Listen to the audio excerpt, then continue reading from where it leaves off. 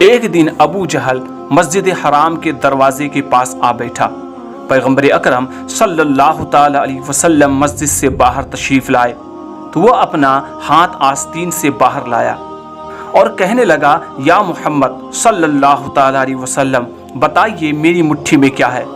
اگر آپ صلی اللہ تعالی علیہ وسلم نے صحیح جواب دے دیا تو میں اپنے ساتھیوں سمیت آپ صلی اللہ تعالی علیہ وسلم پر ایمان لے آؤں گا۔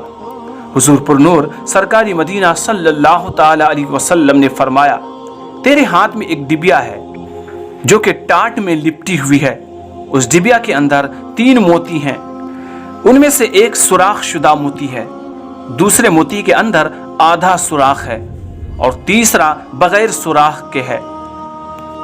اس ڈبیا کے اندر ایک اور موتی بھی ہے جس میں ایک سرخ کیڑا ہے، کیڑے کے منہ میں سبز پتی ہے۔ ابو جہل کہنے لگا، یہ سب تو ٹھیک ہے، لیکن سرخ کیڑے اور سبز پتی کا آپ کو کیسے علم ہوا؟ آپ صلی اللہ تعالی علیہ وسلم نے فرمایا، موتی کو توڑ دو، معلوم ہو جائے گا۔ ابو جہل کہنے لگا، میں اس قیمتی موتی کو کیسے توڑ دوں؟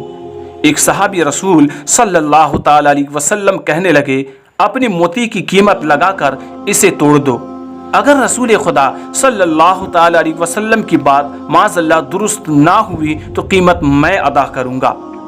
ابو جہل اس بات پر راضی ہو گیا۔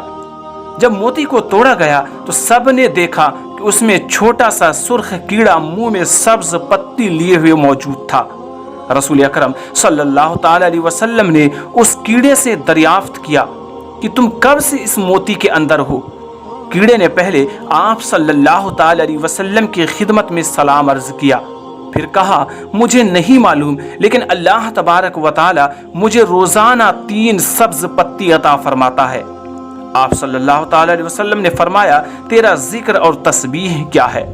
کیڑا کہنے لگا کہ خدا نے روزانہ 10 مرتبہ آپ صلی اللہ تعالی علیہ وسلم پر درود بھیجنے کا حکم عطا فرمایا ہے، جس کی برکت سے رب تبارک و تعالی مجھے روزی عطا فرماتا ہے۔